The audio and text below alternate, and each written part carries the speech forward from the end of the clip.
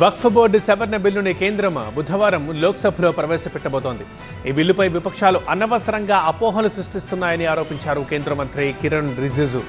వక్ఫ్ ఆస్తుల్ని లాక్కునేందుకే ఈ బిల్లుని తెస్తున్నారని మజ్లిస్ అంటోంది. వివాదాస్పద వక్ఫ్ బోర్డు సవరణ బిల్లును బుధవారం లోక్సభలో ప్రవేశపెట్టేందుకు కేంద్రం సన్నాహాలు చేస్తోంది. వక్ఫ్ బోర్డు బిల్లుపై విపక్షాలు అనవసరంగా రాద్ధాంతం సృష్టిస్తున్నాయన్న పార్లమెంటరీ వ్యవహారాల శాఖ మంత్రి కిరణ్ రిజిజు గతంలో పౌరసత్వ బిల్లుపై కూడా ఇలాంటి అపోహలే సృష్టించారని మండిపడ్డారు.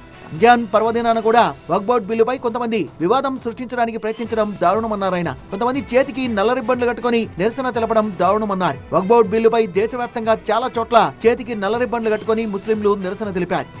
कौन से राजनीतिक पार्टी के नेता और कौन लोग हैं समाज में जो खुलेआम पर झूठ बोल करके लोगों को बरगलाने का प्रयास करना, ये कहाँ का तरीका है? हमारा हिंदुस्तान जैसे आज़ादी कहाँ मिलेगा? जो चाहे बोल सकते हैं। संसद के अंदर में जो मेंबर है वो बोल सकते हैं, संसद के बाहर आम लोगों का भी बोलने का पूरा आज़ादी है।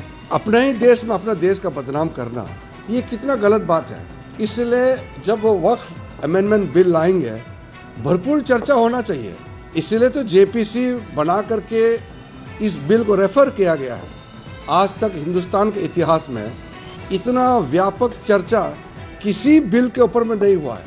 వక్ఫ్ ఆస్తుల్ని లాక్కునేందుకే కేంద్రం ఈ చట్టాన్ని తీసుకొస్తోందని మరోసారి ఆరోపించిన మజ్లిస్ బిల్లుపై దేశవ్యాప్తంగా ఆందోళనలు కొనసాగుతాయని ప్రకటించింది. लाखों लोग सड़कों पे उतर रहे हैं वक्फ बिल के अगेंस्ट में।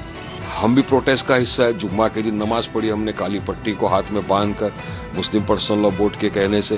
और अब देश भर के अंदर अगर ये बिल आया तो इसका संवैधानिक तौर से पूरी तरह हम प्रोटेस्ट करेंगे।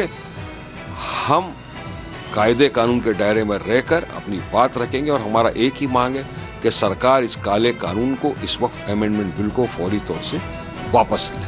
వక్ఫ్ సవరణ బిల్లుకు కేరళలో కేథలిక్ బిషప్ సమర్థించారు. కేరళలో మునాంబరంలో 600 కుటుంబాల ఆస్తిని వక్ఫ్ బోర్డు తమ ఆస్తిగా ప్రకటించిందన్నారు. ఈ బిల్లుతో ముస్లింలు క్రైస్తవుల మధ్య చిచ్చు పెట్టే ప్రయత్నం జరుగుతోందని సిపిఎం ఆరోపించింది.